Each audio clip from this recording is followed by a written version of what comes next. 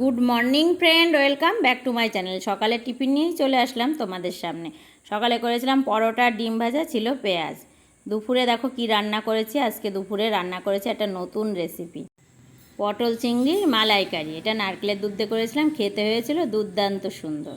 তোমাদের রেসিপিটা লাগলে অবশ্যই কমেন্ট করে জানিও, খুব সুন্দর একটা রেসিপি এটা। আর করেছিলাম সেই পটলের খোসা বাটা।